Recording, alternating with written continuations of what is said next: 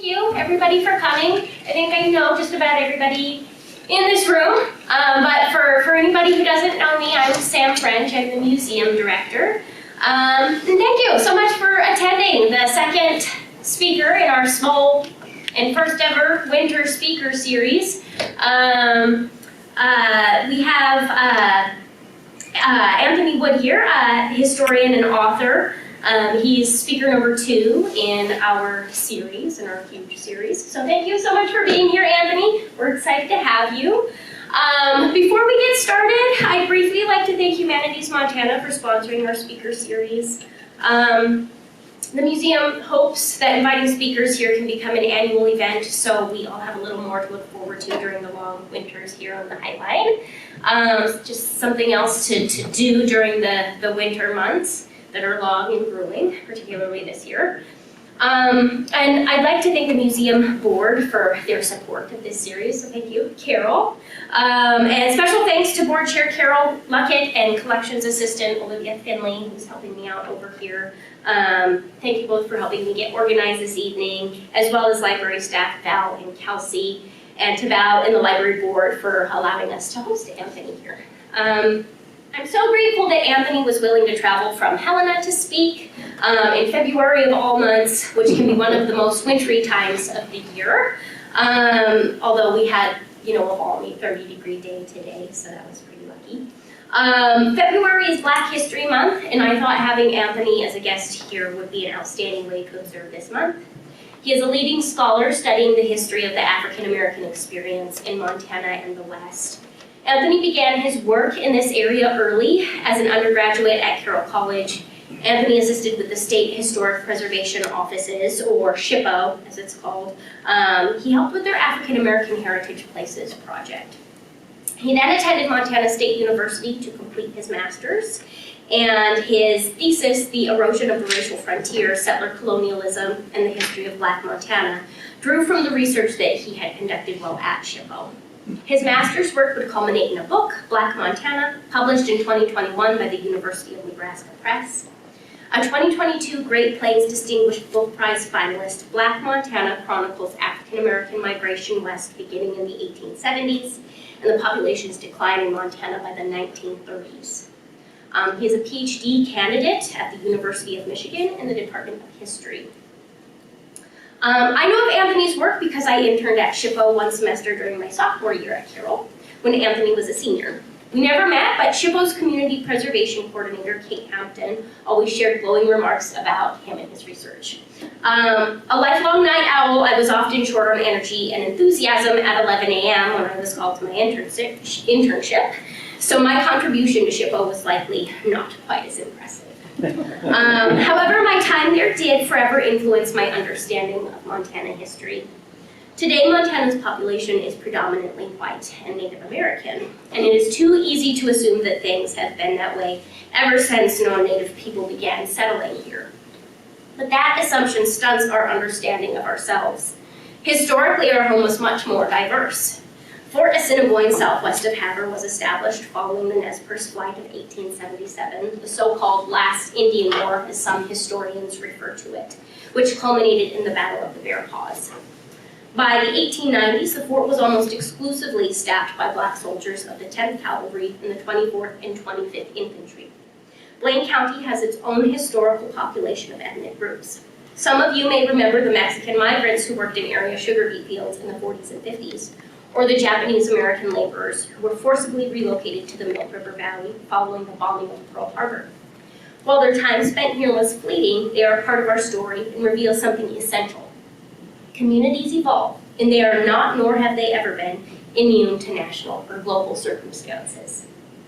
Our home is more dynamic than we give it credit for. Too often as Montanans, we limit our understanding of ourselves by our contemporary experience, or we sit by while others define us. For instance, popular culture has been perpetuating a reductive view of Montanans and the West for over 100 years, and it continues to do so. I'm not going to name a very popular television show that starts with the It's Yellowstone.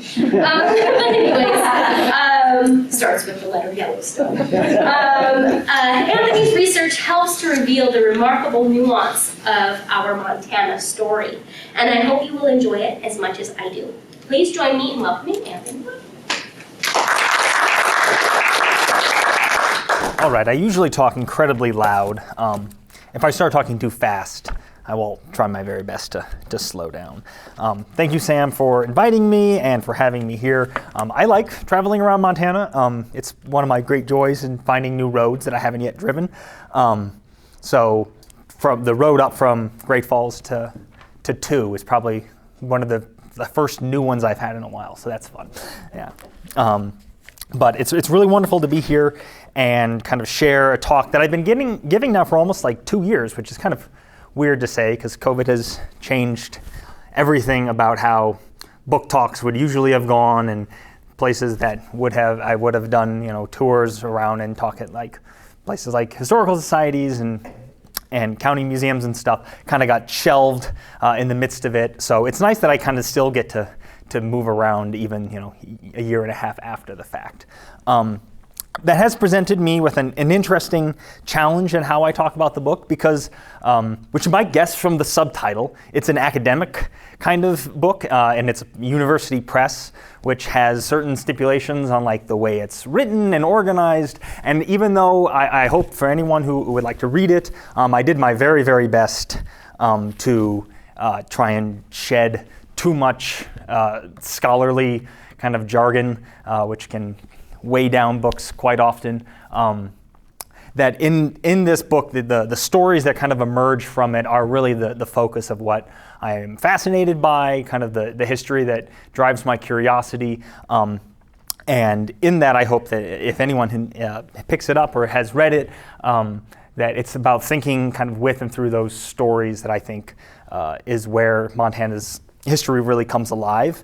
And it's where it's the most unexpected narratives for us living in Montana and being people from this place today, often because there are stories and narratives that we are just completely unfamiliar with. And even the ones that we are familiar with, they resonate when put in this bigger context. They resonate in very different ways. So what I have done in this sense is to really dive and focus in on the storytelling part of this rather than some of the academic questions and frameworks like settler colonialism or the racial frontier, both of which I think are very fascinating. And if you read the book, I take a very long time to explain all those ideas and concepts, and I think it's worth it. But for today, and in the past, I have found that diving into like an investigation of the stories that we tell about ourselves is one of the most interesting ways to talk about a history which most of us grow up not knowing as much about as we probably should. So I think that I'll start by saying and kind of providing a caveat that storytelling as an idea, as a kind of like a category in and of itself, can seem like a pretty informal way to talk about history. But these are shared narratives in our communities that are really fundamental to how both the public and academics alike come to make sense of the past. So when stories are told and retold, they form a kind of script. They are the agreed upon path that we use to traverse the past.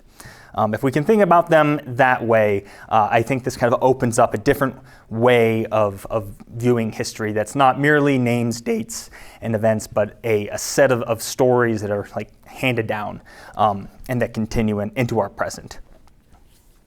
So we should, I think, at times question some of those stories and maybe even at times deviate from the paths that they set for us or reject them as half-truths or myths or even lies. But I think it actually takes an awful lot, even if we're aware of certain misconceptions, it takes an awful lot for certain stories to lose their cultural power, especially that cultural power that we continuously give them by in their retelling. So this line of thought, this kind of being focused on storytelling as a way of doing history, is actually part of my next book project about these, what I'm calling new black towns, which grew across the Rocky Mountain West in the 19th century.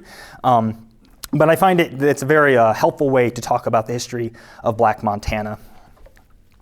And it's, I think, a way that makes giving a book talk not ruin the contents of the book. So today what I'll do is something that I don't do in the book. The book is arranged thematically by chapter, but tonight I'm going to go through chronologically, try and pick out a series of stories. There are narratives either about people, a few about individuals, and some about very particular events. I'll try to give their context and their setting, and move kind of chronologically from the 1870s to the 1930s. And in doing so, I hope that we can formulate a kind of an answer to this question, which is always in the background of my research, which is why are some stories taken up and engaged with? And by engaged, I mean like told or retold or investigated by the public and academics alike, while others are not. And that to me is a kind of a very critical step. We have to question, why do we tell certain stories but not others? So like all good stories, this one has a very important setting. And I'm really glad that you mentioned the 1877 and the Battle of the Bear Paw, because this story takes place at the end of a period that myself and other Western historians, including Elliott West, who wrote The Last Indian War, has called Greater Reconstruction. So it was this period of Greater Reconstruction was a decades-long era that began with the U.S. invasion of Mexico in 1846. It encompassed the U.S.-Mexican War, the Civil War, and it ended near here with the way that we frame it with the surrender of the Nez Perce in 1877. So that's the time frame. It's much larger than the era of Reconstruction, which is taught in schools, which is usually from the end of the Civil War in 1865 till 1877 or 1878. And that story, in all the ways that it is kind of mistaught or not taught at all in high school and even college curricula, is still one that's like fundamentally Southern. And it has been for the last century. So what Western historians have done, I think rightly, is insist that what the nation was being reconstructed into, that concept of Reconstruction, is actually as much a Western story as it is anything else. And in fact, when viewed from at a continental scope and from places like Montana, that this history has some really important lessons and lessons to teach us. Among them is that in the creation of this new American, this modern nation state, which kind of emerges at the end of the 1870s and 1880s, this was a period up until this point that if you were to go back and read newspapers and old accounts, you would have noticed an enormous attention on what were called the questions of the day, various social questions. So if you had read newspapers, it would have been the national question, or during kind of the traditional era of Reconstruction, they would have called it the Negro question. In the West, they would have called it the Indian question, and they would have framed it this way. It was an era in which the press and so on was constantly phrasing all the current events and the politics in terms of questions that didn't necessarily have forthcoming answers. And the answers to those questions did not emerge by the end of the 1870s. And in fact, we can see that for the next 40 years or so, the nation is debating the meaning of citizenship, who gets to belong in this new nation state that's being reconstructed after the Civil War, and what are the categories for who could claim belonging in it. In those decades, we find that the most impactful moments, pieces of policy, stuff like that, are often focused on race. They are often focused on either expanding who can become citizens, such as the Reconstruction amendments, outlawing slavery, enshrining black male suffrage. But also there are moments in which it restricts inclusion. For instance, the 1880s to the 1890s is kind of rife with immigration laws that fully exclude Asian immigrants from naturalizing and becoming citizens. So it's this very long period that really goes into the 1920s in which who can be a citizen, who can claim national belonging is being kind of hashed out. And it's in this moment that the early 20th century African-American historian Rayford Logan, he called these years the nadir, the lowest point in the black experience in American history thus far. This is the years of Jim Crow, of intense racial segregation, not only in the American South, but across northern cities and in new growing western cities to a certain extent as well. And it's in this context that black history is often removed and kind of sequestered to the South as being a Southern story, while all these other things that are, about the creation of the U.S. state are taking place in the West. My argument of my research for the last, 7 or 8 years now has been that is not the case, and that all we have to do is kind of readjust our expectations a little, and we can see the migration of African Americans to places across the West, especially Montana, as being a really instructive way to disrupt those misconceptions.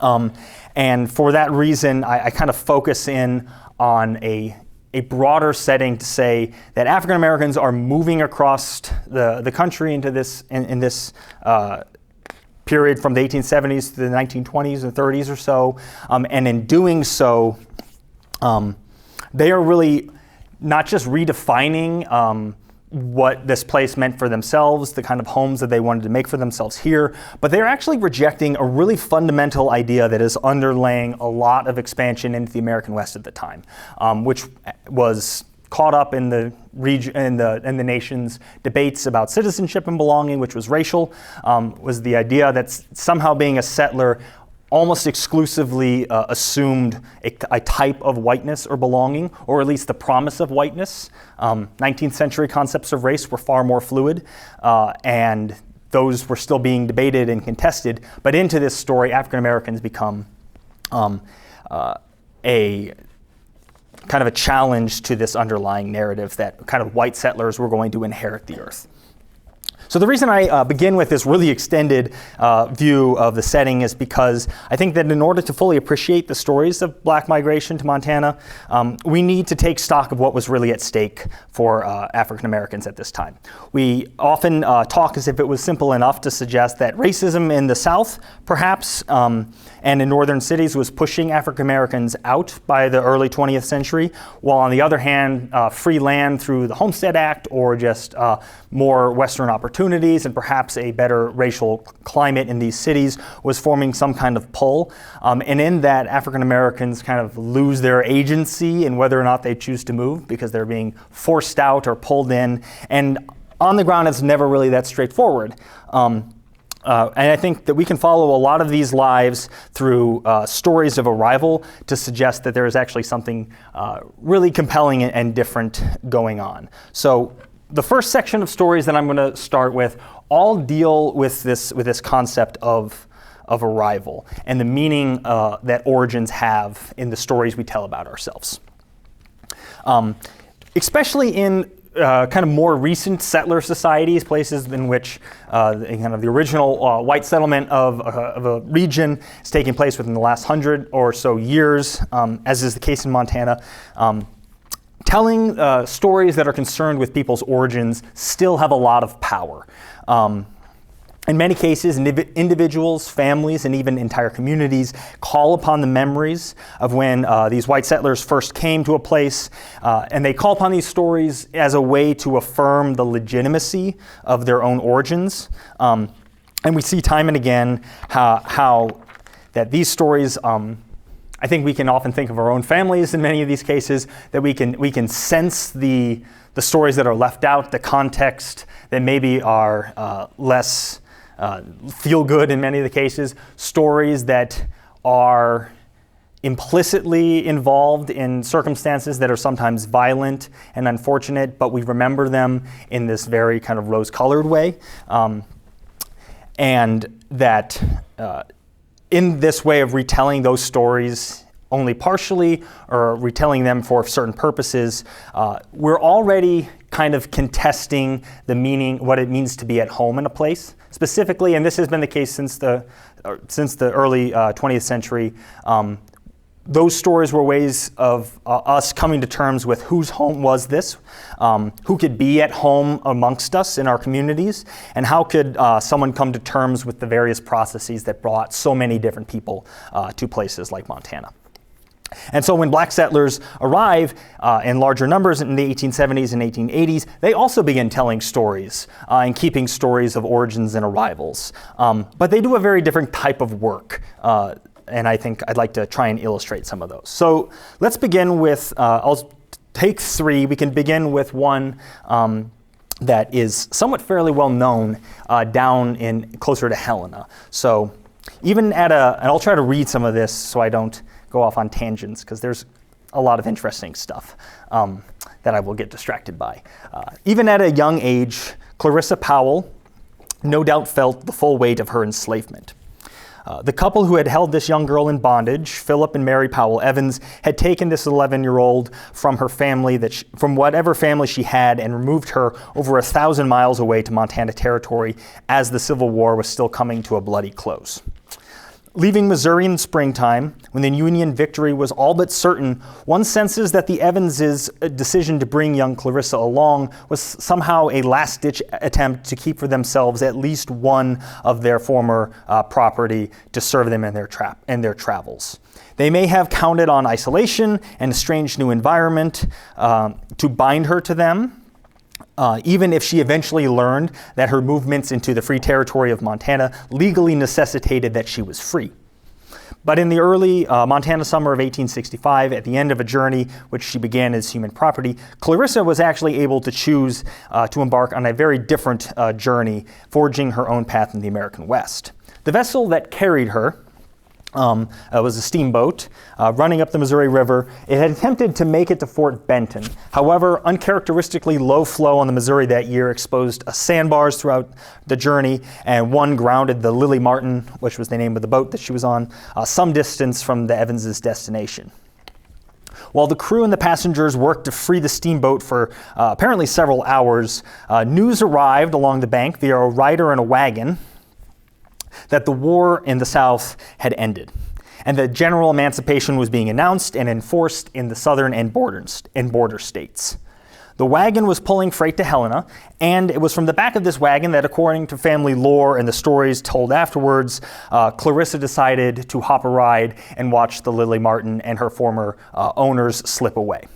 It's a very, actually, uplifting story, and there's many renditions of it, and we can come back to it in just a moment. In contrast to this story of Clarissa Crump, who later lives in Helena for the rest of her life, it's told and retold and has lots of context around it. In contrast to that, a woman named Lizzie Williams and her husband James also came to Helena around 1865. However, they came by somewhat less dramatic paths. In fact, we hardly know how they came to the West at all. This African-American couple eventually started operating a barbershop in town, but it was not too long after they arrived that James seems to have abandoned Lizzie in and Montana and moved on by 1869, likely to gold strikes, which suggests that they probably had arrived from Colorado through mining, or at least some kind of following prospectors. Lizzie decided to stay and not return back east, and she moved from Helena and started operating a restaurant near present-day Townsend. Before too long, she moved on again to Bozeman, where she hoped to make a life for herself.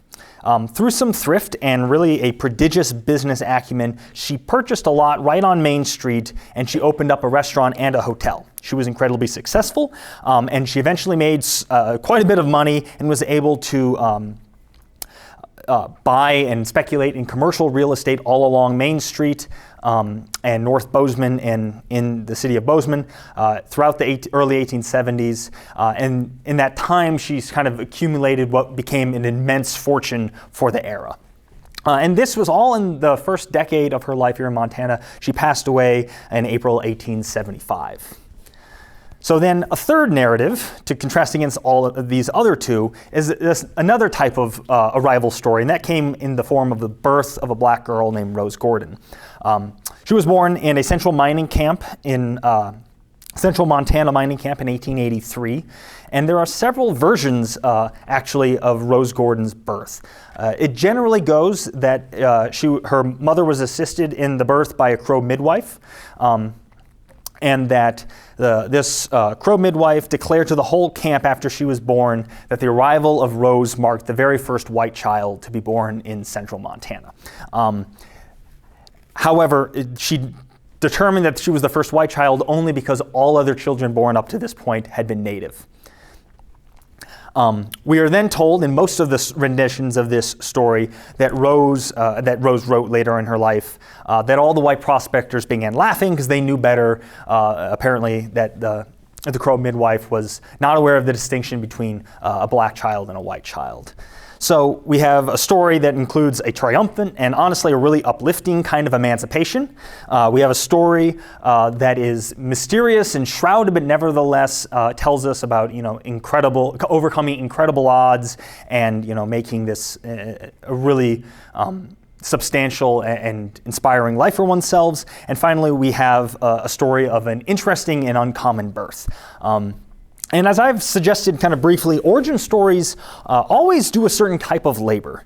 And when it comes to those of black Montanans, especially what type of labor is being done is often determined if, and only if, such accounts are continued to be retold and heard by the wider public. And at least in some way. And this is where I want to kind of delve into the stories that aren't the types of ways that we do and do not tell these stories. So let's go back and consider Clarissa Crump. She married, she had children, she built a really stately home in Helena. She served as a beacon and a pillar of the black community from the 1870s until her death in 1941. She and her husband James enjoyed membership in the Society of Montana Pioneers, and James even served as an officer and parade marshal in the Montana Grand Army of the Republic during public holidays and parades and so on. Their home was passed down to their children, and it was eventually even listed on the National Register of Historic Places. And while maybe not enjoying the kind of scope of community memorialization that their white counterparts of the same era enjoyed in Helena, they nevertheless enjoyed a certain version of the Crump's story was preserved, it was retold, and it was handed down, especially in the local community in Helena, in small but I think really illustrative ways. The Crumps, like a handful of other African American settlers from across the state, like Annie Morgan down from near Phillipsburg, Mattie Kastner in Belt, or Mary Fields. I don't know if anyone knows Mary Stagecoach Fields from Cascade and Great Falls. They're all really well known locally, and their stories are kind of still circulated even today.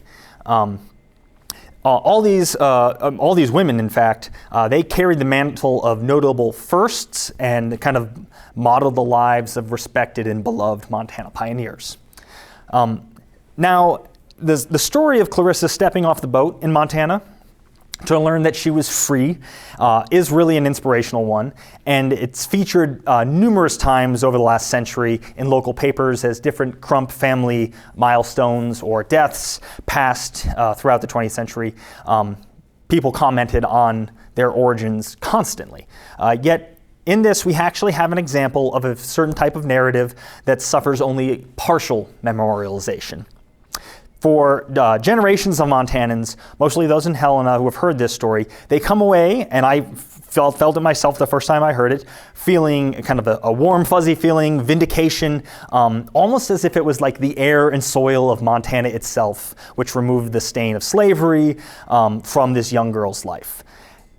And as I have kind of gone further in my research and listened to this family's story, I have found that actually gives very little thought to how she spent the next 8 decades of her life fighting against entrenched racism and personal prejudice constantly actually in her life, and the kind of the general exclusion of the society around her, which she stood against pretty resolutely until she died. And in that, her life kind of gave meaning to that freedom in a way that the way we remember her origin story has no way of addressing or pointing towards. We assume that freedom emerged with emancipation, end of story, and we forget the next 8 decades. In this, I've learned that what happens after an arrival can be an important part of the stories that go unsaid. And this is really the case of Lizzie Williams in Bozeman. The accounts of her, what accounts for her total disappearance from local memory until recently. And in fact, until about 5-10 years ago, almost nobody in Bozeman had ever heard of Lizzie Williams. A local historian there kind of found her will randomly and has done a lot to kind of bring it back. Before the coming of the railroad, indeed, this actually is really crazy considering the role that Williams played in preserving Bozeman in the early days. Before the coming of the railroad, there was always this dreaded possibility that even established places like Bozeman might be passed by, and they would simply, kind of become small, insignificant towns, eventually blown away by the dust. Whereas if the railroad actually made it through town, they were guaranteed kind of a lifeblood for the foreseeable future. Until the railroad arrives in the late 1870s in Bozeman, it relied on very wealthy and successful people to constantly be investing their capital and money into town. Lizzie Williams did exactly that. She invested enormous amounts of money. Today's what would be, millions and millions of dollars in real estate in preserving Bozeman in exactly the same ways that if you go to downtown Bozeman, which you see there on the bottom right, her contemporaries are men like Leander Black and Nelson Story, and Cooper and Beale and all the men whose names are on the street signs if you drive around. They did exactly the same thing, and they're memorialized in this way, whereas Lizzie Williams kind of faded into really oblivion, and has only just by coincidence been recovered in the last decade or so. And then finally, I've often wondered what to do with the stories that Rose Gordon ended up actually telling about herself. These are very different than the way that a community, for instance, in the Crumps, chose to remember and retell the story of that family, or the way that Lizzie Williams was not remembered at all. Rose Gordon actually recounted the different parts of her own life constantly, including her own birth, which if you think about, she had to have had someone to talk to about that. In all the ways that she told and retold her story, I have found that those narratives labored to root Rose Gordon to her home in White Sulphur Springs. Her origins, and specifically the ambiguity of how race and at that point in time Native American dispossession and conquest was playing out, those stories twist expected and familiar categories. Somehow her claim to be the first white settler, even through a second party, is unsettling even today. And she knew it was. It was how she told the story that you could tell it was intentional. She included the responses of all the people that laughed at her own birth in derision, and in the end she gets the final word on the matter, which I think is kind of powerful in a very long-term way. And because of her willingness and persistence in telling this story, she has persisted in the memory and the tight-knit community of White Sulphur Springs in ways that many other African Americans in Montana did not. She also exists, I think, in this space and the stories we tell about ourselves because she kind of demanded that we did, through the force of her own personality and writing so much, but also donating and assuming that all of her papers and her brother's papers were important to the history of Montana, and she donated them all to the Montana Historical Society, which is an interesting act that we often don't think about. It's an assertion that she thought her stories, including her origins, mattered to the history of the people of this state. And in doing so, she insisted that we remembered her. So I wanted to begin with these 3 very different types of stories regarding origins, so that we can be better equipped to encounter the many historical lives of those generations of Black Montanans who came after. Those are people who only knew this place as home. And their origin stories maybe are tied to a different generation, but we need to be aware of how they operate so that we can probably better understand the lives that emerged afterwards. So with that, I have been fascinated with many different types of stories, but one that has jumped up as particularly unique in the history of Montana, which, as I've been researching lots of other places in the Rocky Mountain West, Montana still has some of the most compelling examples of stories of what I'm calling kind of making black settler space. In this, I kind of also want to kind of frame the context again, so we can see that Montana explodes in the 1870s, so that by the 1890s and early 1900s, especially its urban spaces are really different than they had looked even 20 years before. During these years, any observer could look at the black communities around the state and perceived probably a really hopeful future. Before the new century, about 1,000 African Americans had lived mostly in 6 or 7 of the largest towns. And to be sure, the territorial years were not free from many familiar struggles. There was at least, one event of violence in the 1867 city elections before this that had led to the death of a black man named Samuel Hayes at the hands of white Democrats seeking to suppress the black Republican vote. In that year. But moving ahead through the decades, by 1894, we can kind of sense the change that had taken place in that during the really contentious capital campaign to choose between either Helena or Anaconda, William Clark, who was one of the Copper Kings, and he'll show up here in a second, he was a main booster for Helena, and he invested just hundreds and hundreds of thousands of dollars in getting Helena selected as the state capital, really just despite his rival Marcus Daly from the Anaconda Company. And part of his money that went into that program funded the very first black newspaper in Montana, which was called the Colored Citizen. And it really was kind of a booster paper for Helena as state capital. But William Clark, if you know anything about his personal history in Montana, he's one of the people that shows up a lot. To be put very bluntly, most historians do not have very many nice things to say about him. He was about as racist as you could be for that era, which says a lot. He was incredibly abrasive and rough and had very few friends. And even this man, who you would think would be the kind of the archetype of the antagonist of a black community at the time, is willing to look at potential black votes and say, I'm willing to throw a lot of money at them and emphasize the need for black participation in the civic process. So that's a pretty big jump between the 1860s and the 1890s, even in Montana.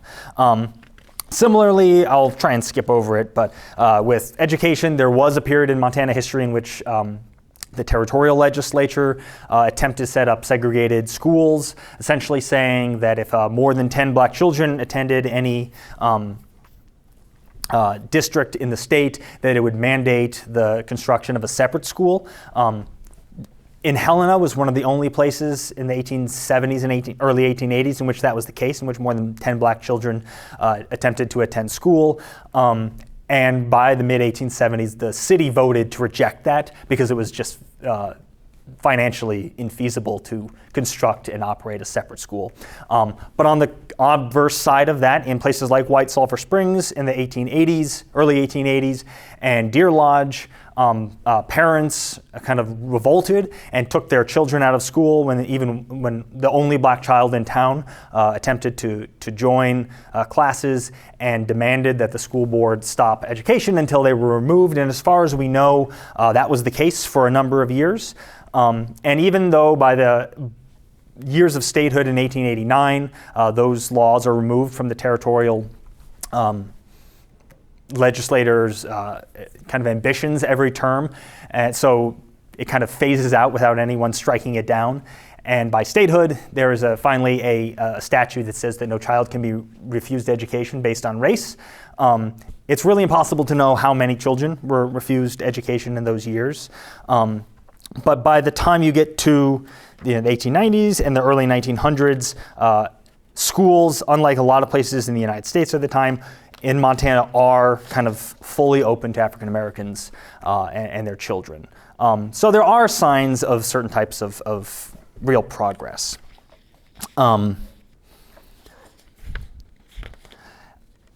In this area as well, African Americans are working in kind of a really wide array of professions. However, they're still coming up against, in many of the cities at least, really common barriers. The Anaconda Company, which was the state's largest employer at the time, they did start allowing African American men to work, but they did also, in certain ways, conspire with labor unions at the time, which had racial covenants on their membership, which meant that any black workers that worked in the mills or the mines, from Great Falls to Anaconda and Butte, would only be employed without union benefits and in like the most dangerous and unhealthy positions. And the workforce in this sense is kind of laboring with the assumption that things will eventually get better and there's always more to kind of struggle and fight for. But around them, a really kind of robust black laboring community is taking shape. And it's not just men and women working what we would think of as like service industries, but it extended well beyond kind of simplistic expectations of black porters and waiters and household maids. And they included a really robust community of people who worked as, who were self-employed and worked as barbers, tailors, handymans, seamstresses, cooks, chefs, managers of boarding houses, rooms, laundry services, and a whole bunch of other kind of necessities of early 20th century life in Montana. So as I set up kind of the world of what the turn of the century looked like, it's important to remember that especially where African Americans are living predominantly in the 6 or 7 of the biggest towns, space is really at a premium. These are really dense places.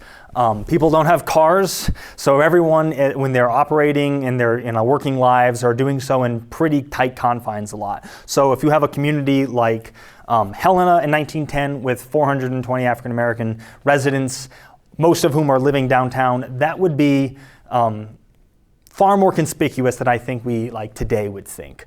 For instance, if you were to take the percentage of black residents in Helena from 1910 and map it onto today, the black population of Helena today would have to grow by over 1,000 people.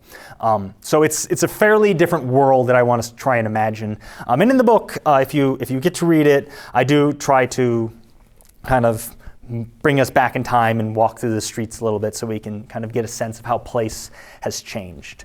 And in this, I emphasize kind of the setting, what people are doing, what daily life looks like, because the spaces that are being created by these black communities are not invisible. In fact, they're very, very public. They're often in places that are both integrated, either by law, like schools, or just by necessity, because so many African Americans are working in a certain profession, or because so many African Americans are denied kind of full access to certain places like social clubs or restaurants, and so they kind of create for themselves spaces where they can go and have a certain sense of autonomy. And these spaces, unlike other places in large urban cities that have entire black neighborhoods, these are often spaces right in the middle of town, kind of integrated with white space as well. And so the next couple stories I'll tell deal with the creation of those spaces.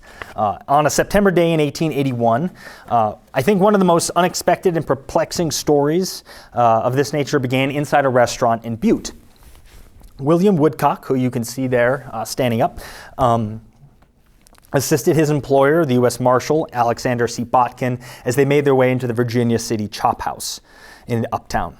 Botkin suffered from a lingering injury and was wheelchair-bound, and he required his black valet and personal assistant to assist him with many daily tasks. Woodcock and Botkin were accompanied by the Marshal's brother.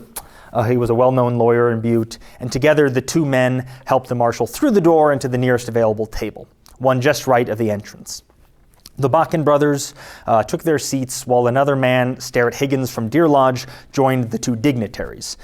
They left no place at their table for Woodcock, and William eventually began looking around the dingy uptown establishments and chose a seat very near the door where the heat and the smell of the chop house mixed with the crisp September air filtering in from outside. He sat down close enough to take his lunch, just in case the marshal still needed him to assist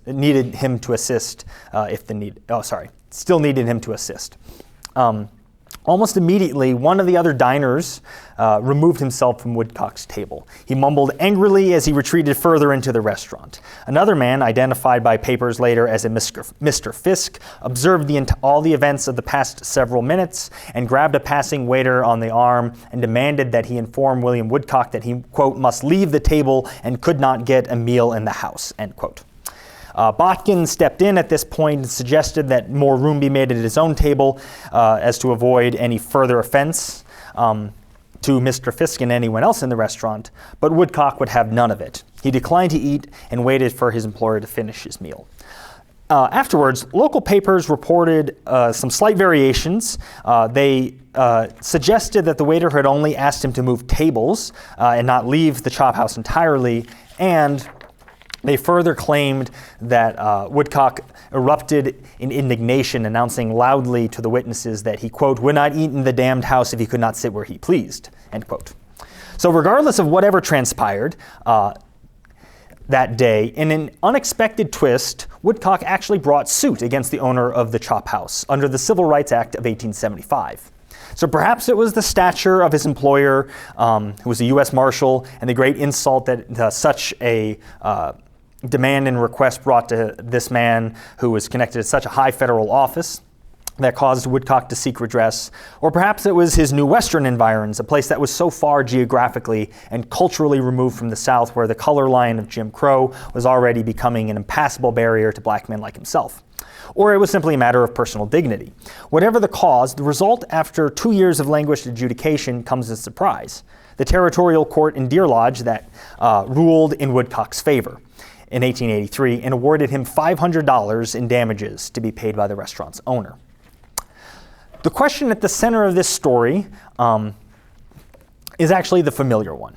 Why was it that a ruling of the court and the incredibly hefty, in fact, $500 was the maximum fine, was never appealed by the owner of the chop house or any proponents of racial segregation in Butte generally? If anyone knows this story today in Montana at all, it is because the old Montana historian, a guy named J.W. Smir back in the 50s, included it in a really kind of widely read chapter on race, school segregation, and other issues regarding the black community in a popular mid-20th century history text. The historian Smir and many scholars since then have assumed that the matter was not pushed any further by the owner of the chop house, because to bring similar cases such as Woodcock's might lead to any and all discrimination landing white business owners in court. And that as it stood, only the owner of the chop house had been affected negatively by the ruling. So in short, they assumed that they were afraid of establishing either a legal precedent or more publicity regarding the event. So to my mind, as I've kind of read back this story and considered its implications, there are two really big holes in this logic. The first is that the case was widely publicized in Montana, and it was especially well known amongst black residents, such that if a similar result had really been conceivable in Montana's courts at the time, I think we would have seen more challenges to segregation, which was fairly common in small ways, like the chop house refusing African Americans the right to eat in the restaurant, things like that. That was fairly common, and I think that if people had the sense that this was a possibility that you could win $500 in a court case, that it would have been challenged more often. The other problem with this interpretation is that to think that if it was appealed, a territorial or other federal court would have upheld the lower court's decision and effectively outlawed all racial discrimination in 1883 seems a little far-fetched. It is much more likely that the court case, had it been appealed, would have been overturned, especially because in 1883, before Montana's a state, it was a territorial court, which meant that it would have held much more precedent, leading to it would immediately gone to a Supreme Court case afterwards. And only a few years later, of course, we get the infamous Plessy v. Ferguson ruling, which in fact did establish the constitutionality at that point of separate but equal clauses, which essentially ingrained at the national level the legality of racial segregation. So there's some questions about why. I think we need to clear up why this story took place as it did. I think that one of the ways, I'm trying to skip ahead here for sake of time, but we might also then question if the case had absolutely no effect whatsoever, and it's just a curious oddity. And that's the only way you can arrive at this position, is to ignore the ongoing struggle for black space throughout Montana. Many in the white community at this time were afraid of a legal precedent, I think.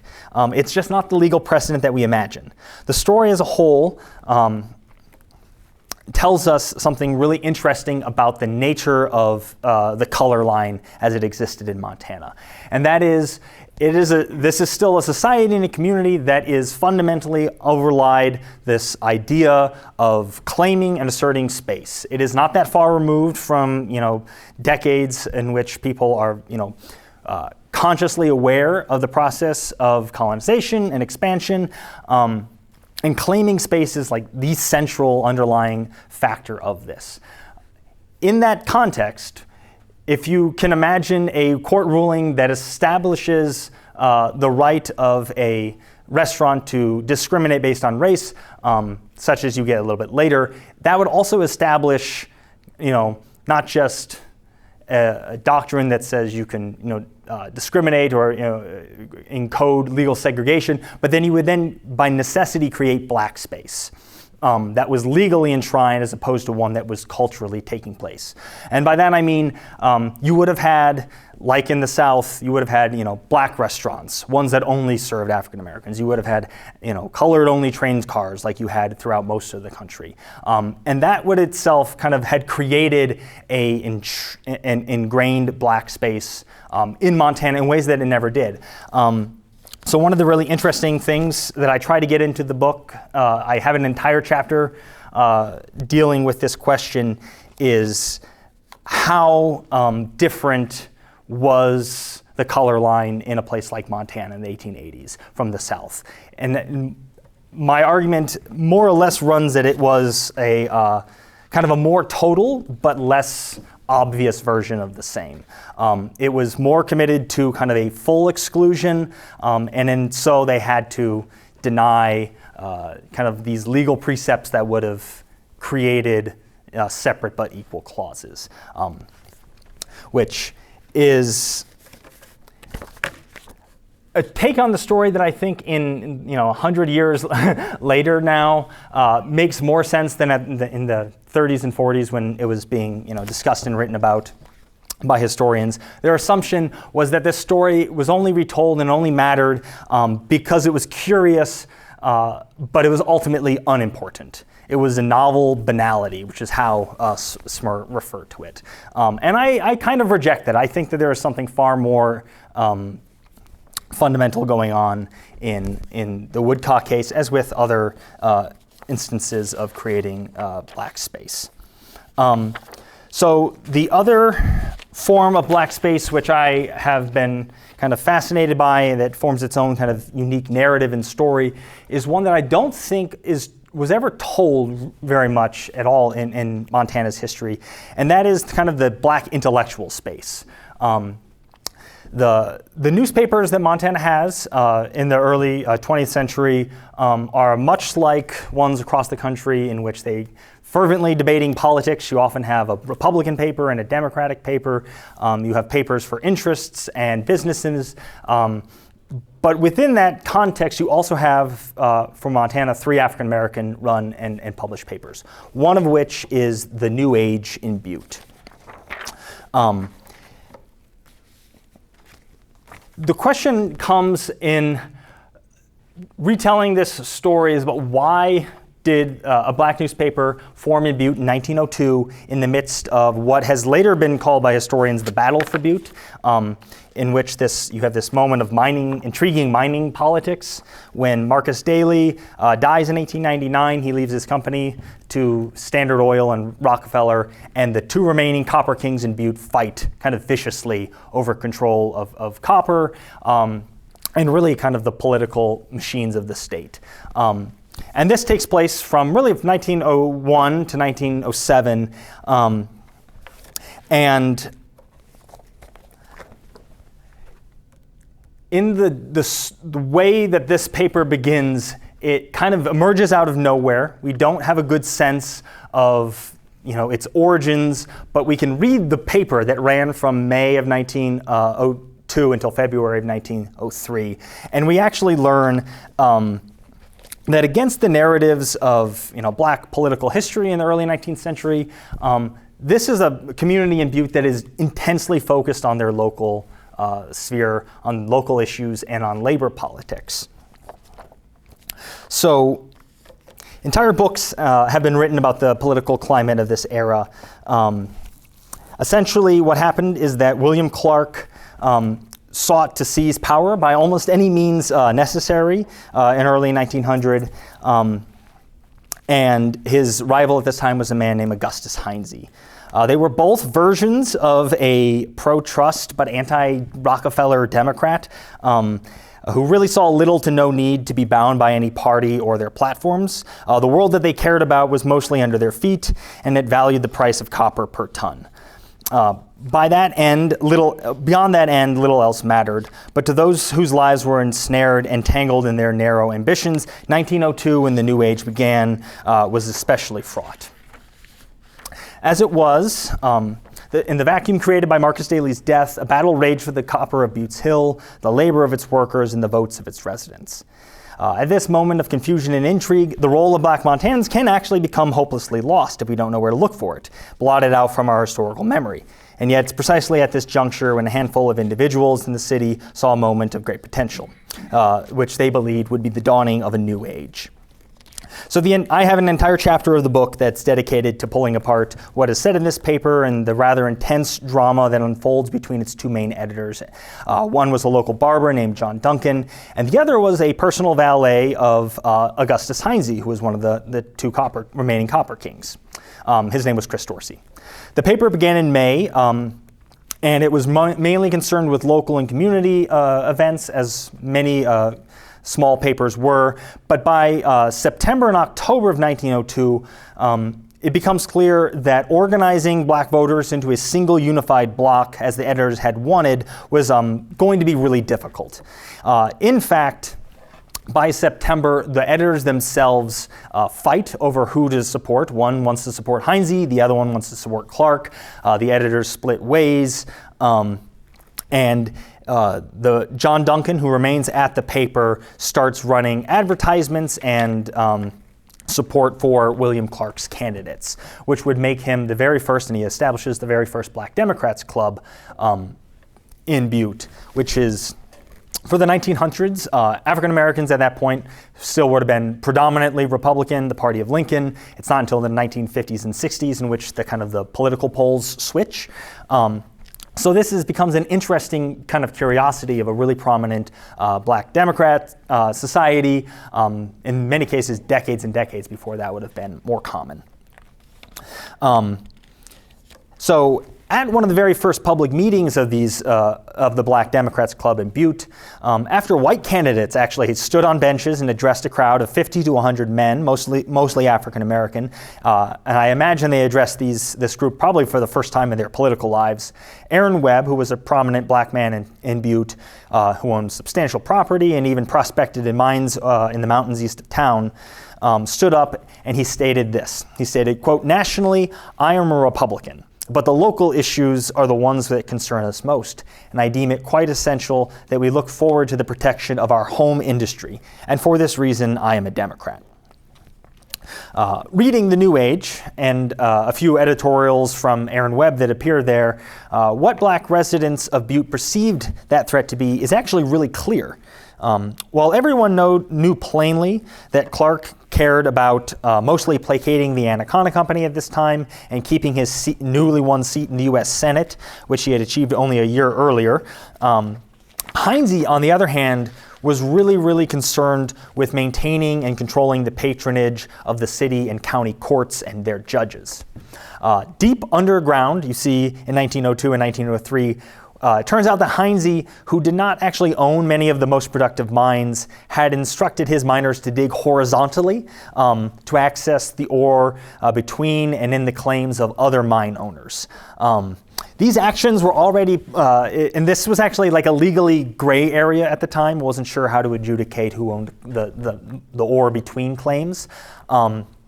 So these actions of Heinze was already playing out slowly in the courts, and he needed kind of a political campaign in Butte to make an end run around this process, so that if he could put his own judges and magistrates in these positions of power, he wouldn't have to worry about the legality of his actions, essentially. So then when Aaron Webb and other African Americans in Butte at this time are making these claims, I think they make a lot of sense when he speaks of the, quote, great necessity of a pure judiciary wherein prejudice against the colored man may not be known. He also goes on to say in that same speech, one corrupt judge we all know can do so much to break down the material interest of a state than a famine or a plague. The honest laborer of toil suffers with all other persons and all other interests. In Butte, famous among black Montanans as the city in where the courts had upheld the legal rights of William Woodcock as he sued against discrimination only 10 years prior, a single man such as Heinze, who sought to openly control Republican judges and attorneys and magistrates for his own purposes, must surely have evoked deep apprehension within the black community. Additionally, by opposing Heinze's judicial takeover, the black Democrats of Butte sought to align themselves not so much with William Clark, but with the white workers whose livelihoods also rested on the just application of law. So I'll admit to you that I've really kind of wondered over the years what it would have meant if this story had ended differently. Heinze was victorious in 1902. He was successful in his efforts, and the power of kind of men like him in Butte successfully suppressed leftist and union political actions for many years to come. Beneath the surface of black Democrats' appeal to their independent political voice in this moment, I think, was also a message to their white working class neighbors that they were able and willing to organize for issues that mattered to them. In 15 years' time, famine and plague, coincidentally, accompanied the most violent labor strike of Butte that Butte had ever seen. In 1917, I think Webb would have hoped that his words would have echoed as a reminder, quote, that the honest laborer of toil suffers with all other persons and all other interests. But things did not change in this way, even in 1917. John Duncan, the other editor of this paper, his son Walter later recalled that the unions still refused black miners to go underground with them, even during the phenomenal labor shortages during World War I and World War II, until there was literally no other option. To my mind, the New Age is a cautionary tale about neglecting the bonds of community and those who build high walls around ourselves during a time when certain ends seem inevitable or adversarial forces seem too great. And these are the types of stories that I think we forget at our peril. The stories of hard times are often the same stories within the context of the Black history of Montana that we start thinking about kind of the exodus or the decline of the black community. And I have come to try and tell these stories in a kind of a different angle. So even as the number of black Montanans grew and reached its apex in the years that followed 1902, and in fact I think it grew until around 1915, 1916, many of those challenges, many challenges rose against the vision of home that black Montanans were trying to create for themselves. So there are two chapters in the book which I haven't drawn from at all today, and they speak about actions who were taken by local elites, state officials from 1900 to 1917. Those chapters discuss how some people in an emerging, for one chapter, a conservationist circle, effectively reacted to a black wilderness experience and tried to exclude African Americans in the great outdoors as being part of the fundamental stories that white Montanans would start telling about themselves in the 1910s and the 1920s. The other chapter explores kind of the very overtly racist logics and the outcomes that cascaded upon the black community following the passage of the 1909 anti-miscegenation law, which banned interracial marriage in Montana until 1953. So those are two entire chapters which are really critical to understanding the history of the black experience in Montana. And they're both, you can kind of sense from just me talking about them briefly, many difficult stories within them. And it moves us closer, chronologically speaking, to kind of a watershed year in this story. So the events of those chapters, they're singularly, I think, important in their own right, but they also build to this moment in 1917. So to conclude this evening, I want to tell just one last story. And I want it to be one that illustrates how valuing and thinking about black history in the black stories does not necessarily just mean finding the types of stories that we already are familiar with and then adding a few palatable accounts to this kind of expansive body of tales and origins and myths and legends that we kind of all hold up as this narrative form of Montana's history. So that would be, I think, to fall into a version of historical storytelling, which one of the kind of leading scholars of black Western history, a man named Herbert Ruffin, he calls this the "we were there" narratives, in which you just insert African Americans into kind of established stories and say, well, for him as a black scholar, well, we were here as well. And he thinks that, and I agree, that this is partial at best and at times can be rather distracting and maybe even kind of a misdirection. So I suggest that we end with a story that I want many people, I suspect that some, at least, people here might actually be familiar with. And it's this story, which I think if we could see it without the lights, it's Charlie Russell's When the Land Belonged to God. So it's not the painting itself. And I'm not sure, has anyone seen it down in Helena? Has anyone gone down and seen the Russell Gallery? They had a smaller version in Great Falls for a little bit, like one of his studies as well. But because it's very pretty, and it's a very, it's you see it all over, especially in Helena, because it's a huge painting. It's almost the size of the slide, not quite, but it's a really wonderful piece. So it's not the story that I want to tell is not the painting itself necessarily, but it's the kind of the meaning in the moment in which it was painted to tell a story in which Montanans have long fostered some connection. So as I said, this is Charlie Russell's famous 1914 masterpiece, When the Land Belonged to God. Art historians often point to this piece as the high watermark of Charlie Russell's growing disillusion with white settler modernity, as they call it, and what these new developments had wrought in Montana and the West. A very generous, I think, assessment of the painting's meaning is that it was merely a backhanded indictment of wealth and the regimes of capital and private property that controlled the state.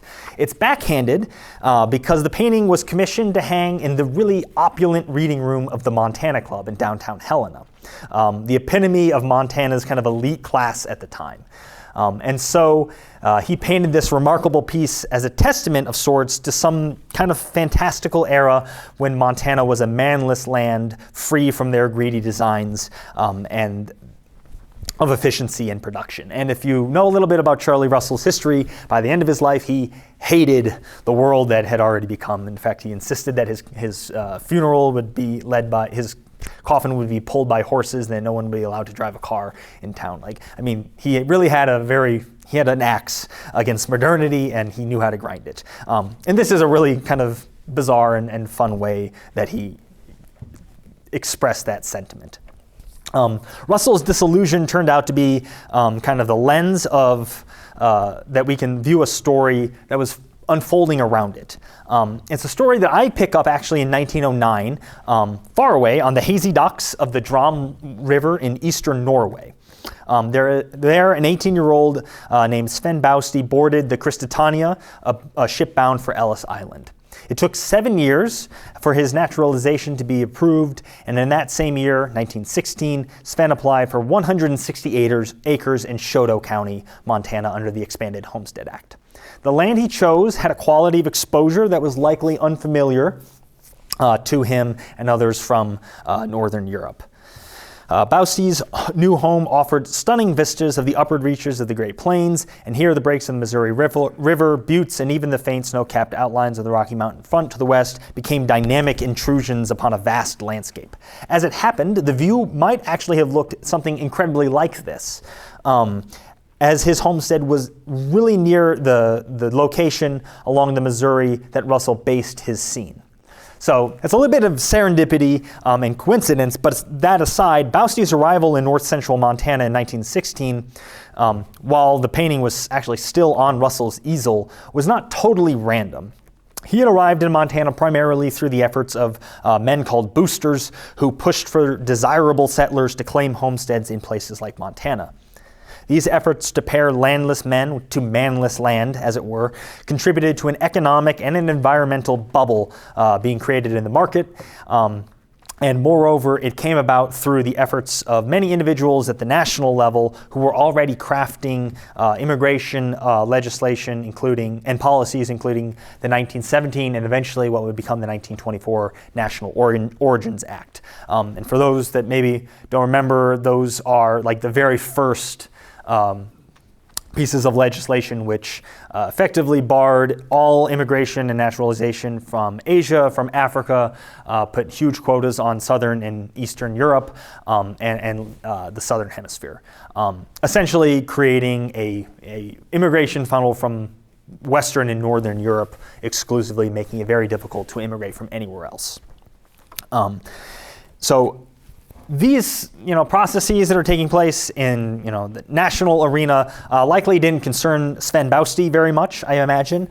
He probably wouldn't have had the same connection, or I don't think he would have had the same connection to place in Montana to harbor a sentiment like Russell's, who attempted in his painting like this to reclaim the land in his art to some state of the sacred or the sublime. I think the title, When the Land Belongs to God, is really kind of the tip of what he's doing there. In February 1917, the young Norwegian American actually proved up on this piece of north central Montana, and he earned his patent. The land belonged to Sven Bauste now. But he would not keep it. Our storyline now collides with the history of Black Montana, I think in the most unlikely of places. It's actually inside the reading room of the Montana Club, where a middle-aged man named Jefferson Harrison was working as a waiter. Harrison was one of the first Black Montanans whose life I actually tried to follow through the sources back early in 2015. Harrison was a veteran of the 24th U.S. Colored Infantry, and over his 27 years in the U.S. Army, he glimpsed the end of what we call Greater Reconstruction and the beginning of the reservation system in the West. He invaded 2 island nations in the name of American hemispheric hegemony in Cuba and the Philippines, and through it all, he reached the rank of Color Sergeant, which meant higher pay, prestige, and the task of carrying the U.S. flag into battle. Retiring in his mid-40s, he settled in Helena with many friends who shared his unique experience. Jefferson and his wife Louise worked throughout the many prosperous years from 1907 to 1917 to save and build a comfortable home on Helena's west side, very near the campus of Carroll College, actually only 1 block away. Their neighbors were also, many of their neighbors at least, were also retired Buffalo Soldiers like themselves. And though there were many stories of Buffalo Soldiers, there are many stories of Buffalo Soldiers in the military lives of the men of the 9th and 10th Cavalry and the 24th and 25th Infantry. I have found that very few concerned the civilian lives that they took up afterwards. During the 1910s, Jefferson became a prominent member of the state's largest Black community in Helena, one in which as many as 1 in 4 of all of its members were in some way immediately related to a former Black soldier.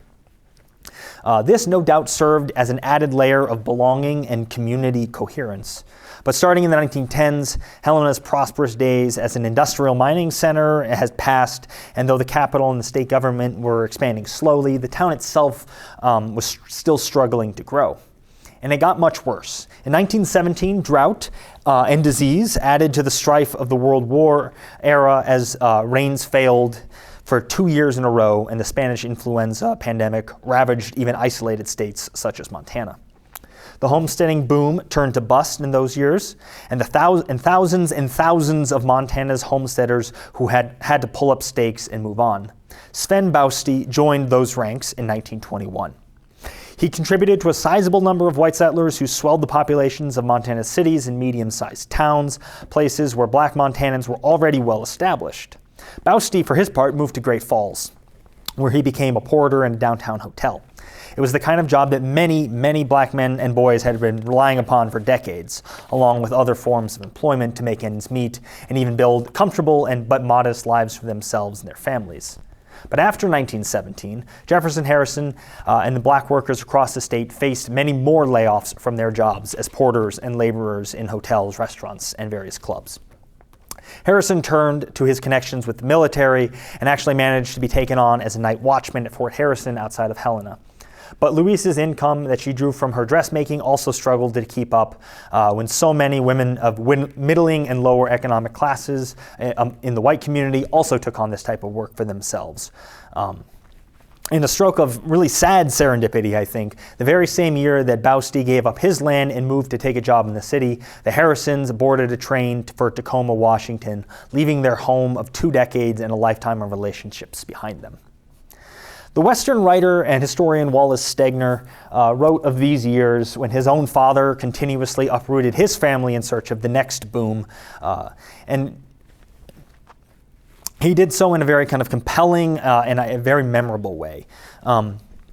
He developed this narrative framework that not just historians, but people who love Western literature still kind of call upon. It's this idea of stickers and boomers, and I don't know if that's still common parlance. I've known some very old people in Anaconda who know what I mean when I say, "Are you a sticker or a boomer?" For Wallace Stegner, this meant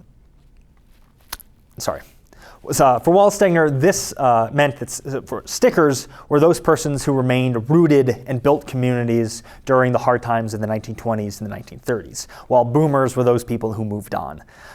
Stegner's father was famously a prodigious boomer, as he called it.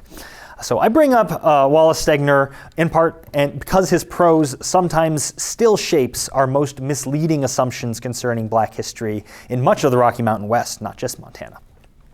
If these black communities and the lives of those people like Jefferson and Louise Harrison are included in the canon and stories that we tell about ourselves at all, it often places them within that latter category, the boomers. It suggests that black men and women arrived to perform sometimes the lowliest forms of labor in booming mining and Western economies of the mid to late 19th century, only to quickly disappear as booms inevitably, we all know, turn to bust. So this version of the story, of course, fails history on a number of accounts, not least of which is because it obscures the really tangled currents of racism which shaped the society in which they lived, and further suggests that the decline of black Western communities was somehow predestined or inevitable, which it was not. To be clear, my goal in this is not to suggest that our most dearly held stories, like the ones swirling around this famous painting of, a really beautiful and majestic land that should be protected against, overdevelopment, or, and that's, the case that's the story that Russell puts forward, or the stories of Sven Bausty and kind of the hardy homesteader that still found a way to survive. I don't think that we should just set those aside and somehow suggest that they are so fundamentally distorted or duplicitous even that they are dispensable, because I don't think they are. Rather, I think that the fullest form of those stories is mostly just buried, along with over a century of other stories about race and belonging in Montana that we seldom tell about ourselves, and that, in my view, I think would give our stories much greater meaning. So after many years in the Montana Club, When the Land Belonged to God now hangs in the Charlie Russell Gallery of the Montana Historical Society Museum in Helena. And it is my favorite painting. partially because I spent far too many hours looking at it during my lunch breaks and time away back in 2015 and 2016. But in truth, it is my favorite painting because of the stories that it has the potential to tell us about the place where it depicts, about when it was painted, and individuals like Sven Bausti and their turbulent history on the land, as well as those people whose lives intersected with it. The artwork's provenance allows us to imagine a story and reflect on how that history shaped the lives of black men like Sergeant Jefferson Harrison, for instance. I imagine that he was actually able to steal a few moments with this painting in the years while it hung in his place of work before he lost his job and was forced to leave his home of 2 decades. I cannot help but wonder what impression, if any, it might have had on the former Buffalo soldier. It is my favorite painting because beneath this accumulation of oily pigment and beyond the pangs of loss that Russell intended to imbue in this scene is also a tangled history of very real people.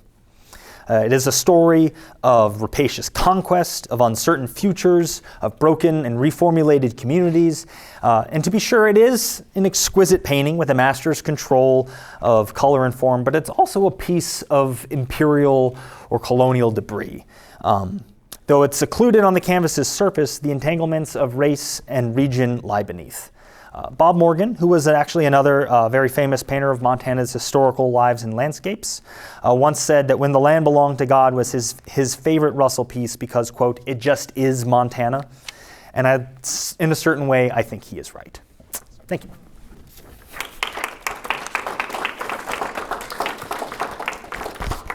Well, thank you so much, Anthony. Yeah. I love that you reference this painting at the end of your talk. It's one of my favorites as well. And Charlie Russell has a pretty close connection to Chinook, actually, in Blaine County. He had a lot of friends here, as he had many connections across the state. So yeah, that was a great way to wrap things up. But we'll open things up to a Q&A here. And it can be on any part because I jump all over the place and didn't stick to a single, time frame. So, comments? Yeah. It's okay if you don't, though. I'm overwhelmed. Hopefully in a good way. I don't know. Stuff on us here. Yeah. Thank you. No, thank you. All of my folks come from Missouri, and they were Confederates. Mm-hmm. And they lost their land and whatnot, and this is one of the reasons they migrated up here. Mm-hmm. They had to go someplace to get out of Missouri. Mm-hmm.